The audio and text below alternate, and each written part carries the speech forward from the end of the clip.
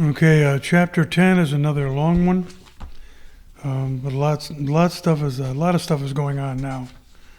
And Bolton knew of a guy who had a plane who could give me a ride to LaGuardia on Sunday night after the day game on Sunday. It would take less than 30 minutes and save me considerable time over the 2.5 hour drive. Dave made all the arrangements for me and agreed to take my car and pick up Becky. I would need to talk to Red about what I was doing. I walked into his office as he was talking to Mario. They began laughing as I walked into the room. I looked to see if my fly was open. It wasn't. "Hey, are you guys talking about me again?" I asked. "I thought my fly was open, or that my socks didn't match." "No, Bill, come on in," said Mario, still laughing. "Someone had smeared red hot into Myers' jockstrap this morning. He has had a little personal problem to deal with since then. You know what I mean, that stuff can get hot. Nothing serious, but he'll probably never have kids. We just saved the Teachers of America a terrible fate." "Hey, Red, I'll talk to you later," said Mario. "Take it easy, Slugger. I heard Babe Ruth turned over in his grave last night," quipped Mario, leaving Red's office with a big grin on his face. "See you around the cage later." "Hey, Billy," beamed Red. "Great game last night. That one you hit had a hemi on it. There will be more of those. You have such a natural swing. Guys who don't try to hit home runs are the ones that do it." "Well, Red, I hope you're right. The whole team was on fire. Seems we can do no wrong. Myers was sensational. I didn't know a guy could pitch like that and lose 15 games. "Concentration, Bill," replied Red. "It's nothing more than concentration for a full 9 innings. For most of the guys, the game has always been easy, up until now. They never had to exert themselves to excel, never had to work, never even had to concentrate or remember one batter to the next or what they did in their last at bat. In high school, most of these guys were just like you, so good they could throw a fastball down the middle and get anybody out. But that will not fly here or in the show. Physically, they are prepared to pitch here, but not mentally. Their dog ate their homework here, I guess. When you get here, long road trips, long seasons, lousy food, it just makes it tough for everybody. The thrill is gone, and I'm hoping that last year woke Myers up.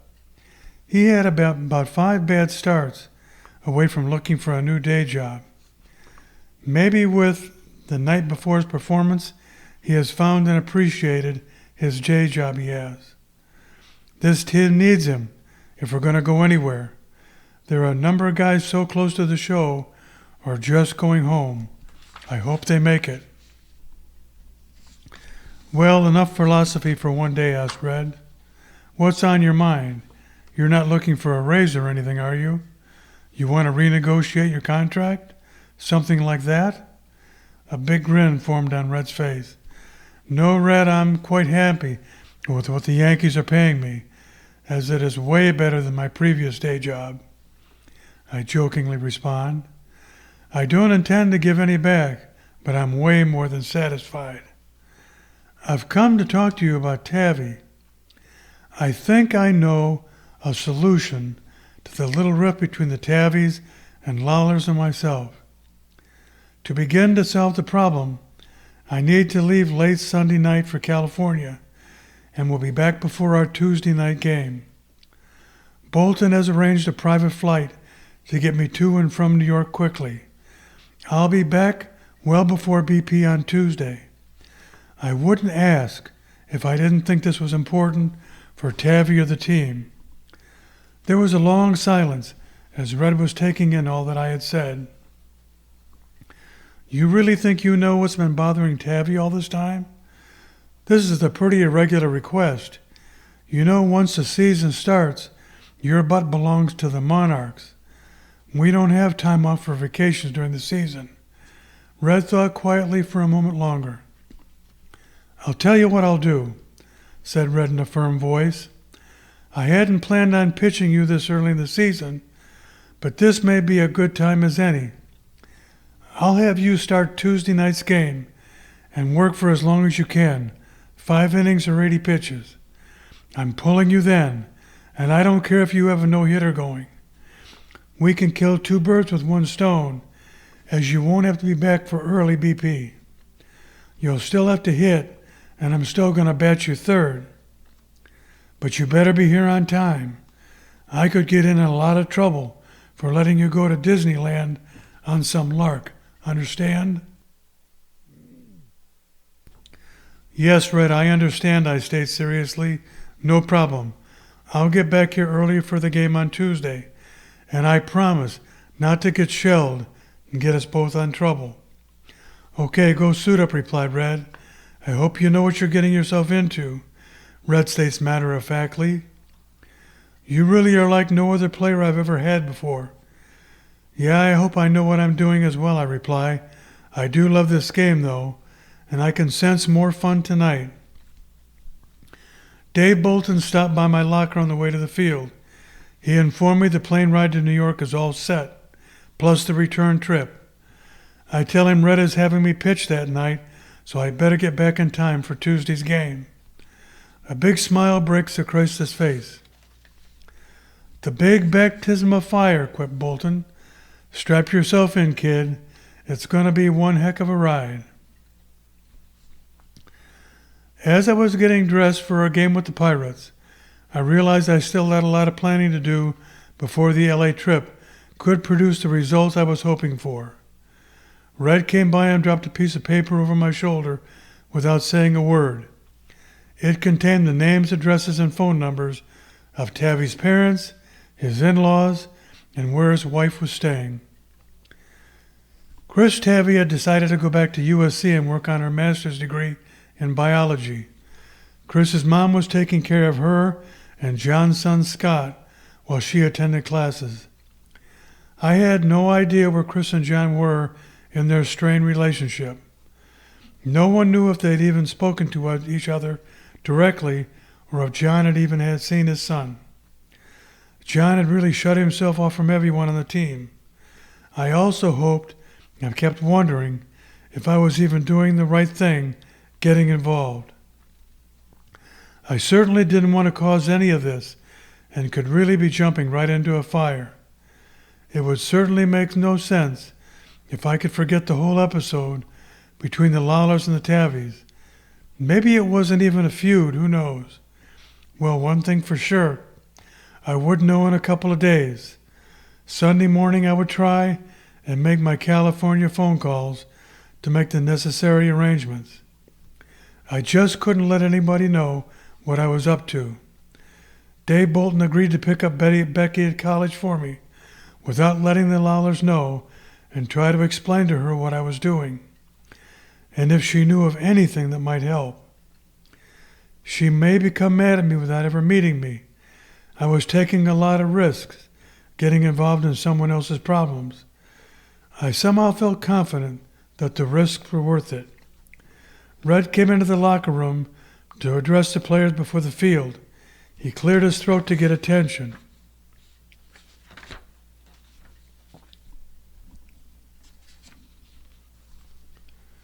Men, listen up. I'll only take a second, Red began. We had a great game. That was last night. We had some great performances that made this team look like world beaters. But as always, that was yesterday. Today is a new night and a new game. And I know that all of you know that, but I felt it's worth repeating. Tonight you will have to pick it up a notch, because the Pirates do not want to have another repeat performance of last night. Tavi, Bond, and Allen, you may be given a shave and a haircut on your first trips to the plate tonight. Be prepared. Jones, again, be prepared for plenty of throws over to first. Their pitcher has a good move to first base. He throws fastballs 80% of the time. His curveball is only fair, and he's still working on a slider. But he does have good control.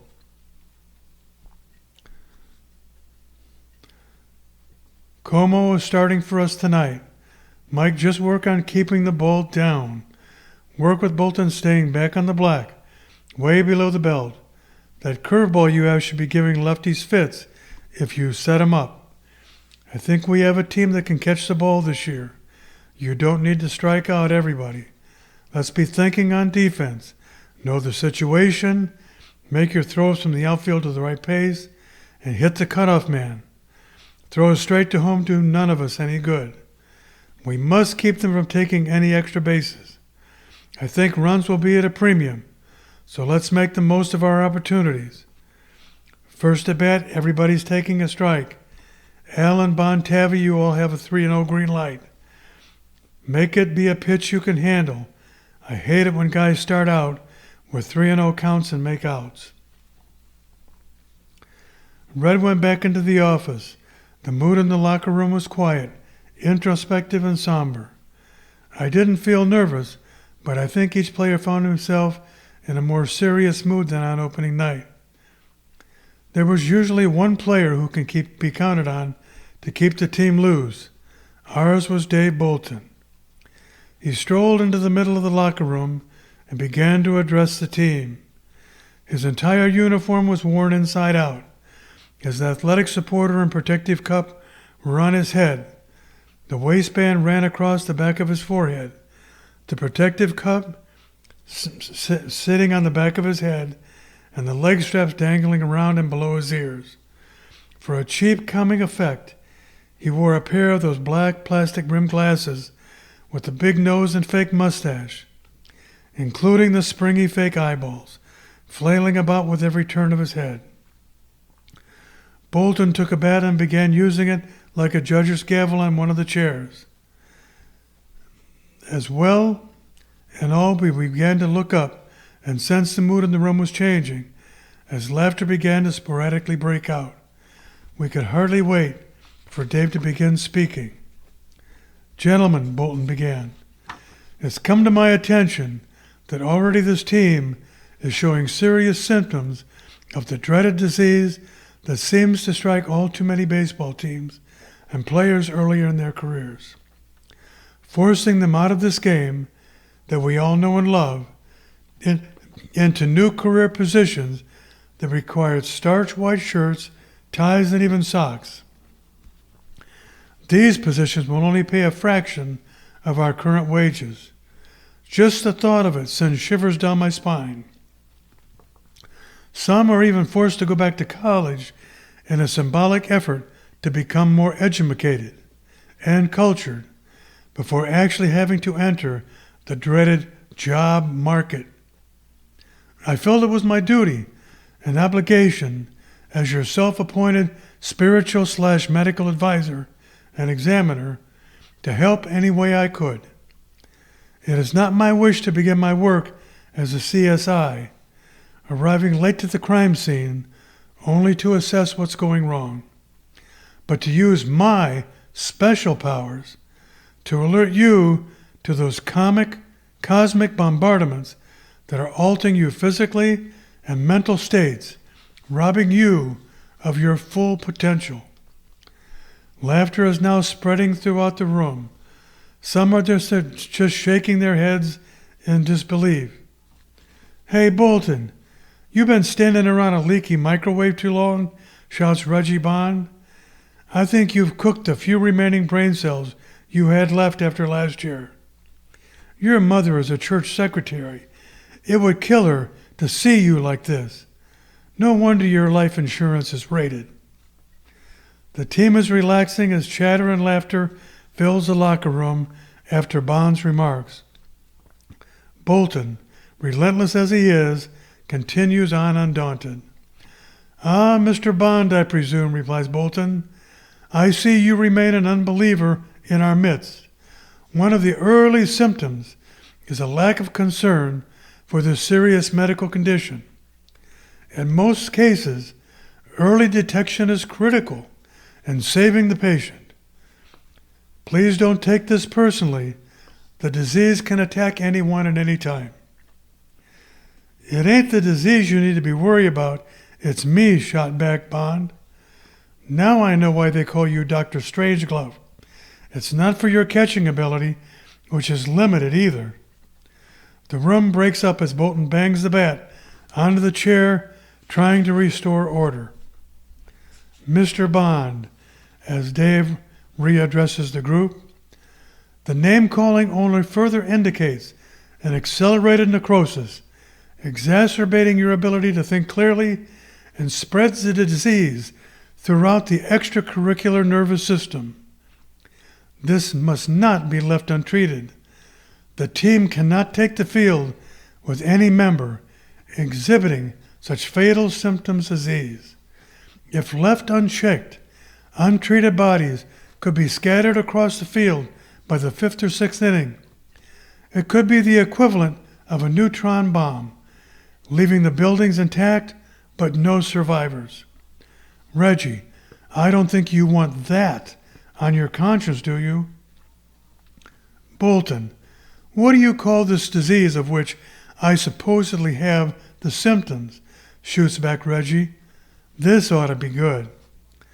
It's called baseball pathological inguinal gymnasial atypical systemic sagittarius unilateral practicological thrombostic herniated equilateral metatarsal kleptomania thoracic cacciatore stromboli.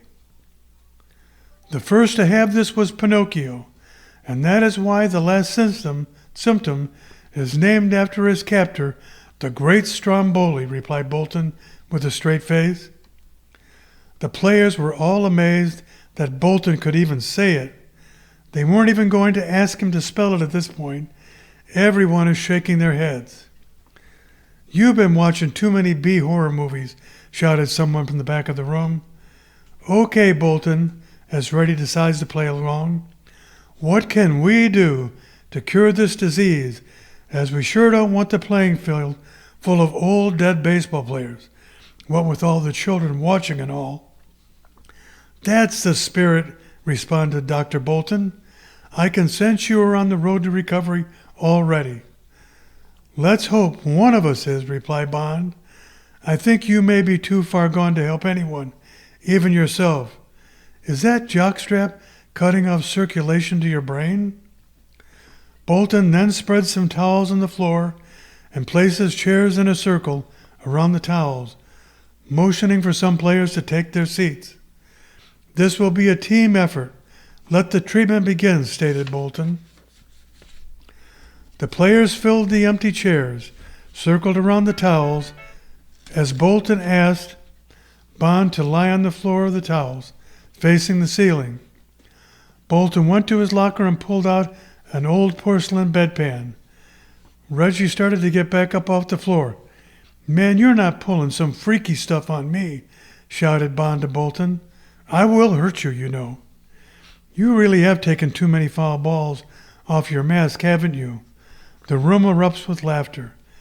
Relax, Reggie, said Bolton.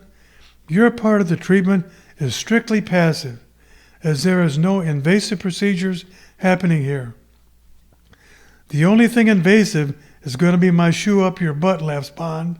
The team breaks up. No funny stuff, you got it? Lie down, relax, continues Bolton.